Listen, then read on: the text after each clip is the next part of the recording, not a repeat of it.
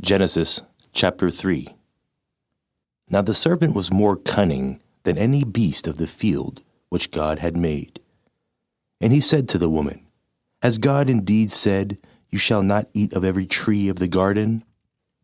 And the woman said to the serpent, We may eat the fruit of the trees of the garden, but of the fruit of the tree which is in the midst of the garden, God had said, You shall not eat it, nor shall you touch it, lest you die.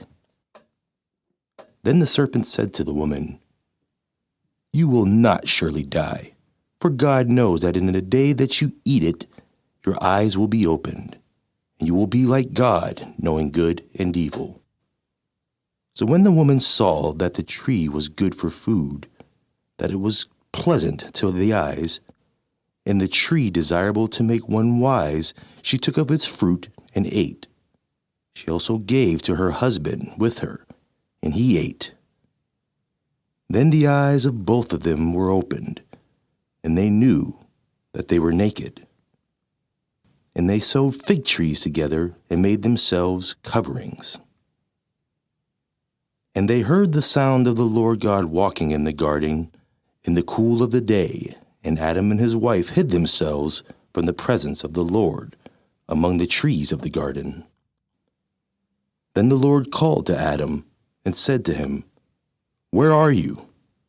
So he said, I heard your voice in the garden, and I was afraid because I was naked, and I hid myself.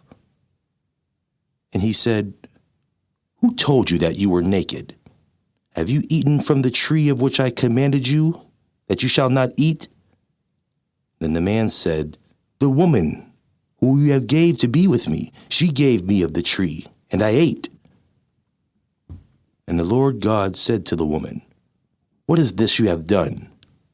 The woman said, The serpent deceived me, and I ate. So the Lord God said to the serpent, Because you have done this, you are cursed more than all cattle, and more than every beast of the field. On your belly you shall go, and you shall eat dust all the days of your life. And I will put enmity between you and the woman, and between your seed and her seed.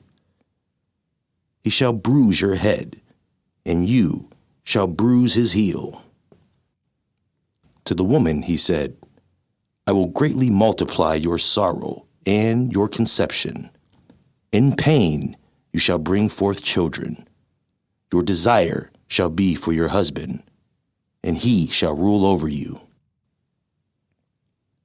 Then to Adam he said, Because you have heeded the voice of your wife, and have eaten from the tree of which I commanded you, saying, You shall not eat of it. Cursed is the ground for your sake. In toil you shall eat of it all the days of your life. Both thorns and thistles it shall bring forth for you, and you shall eat the herb of the field.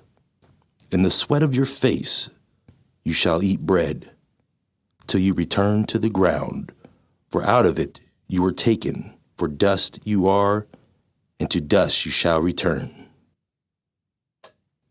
And Adam called his wife's name Eve, because she was the mother of all living.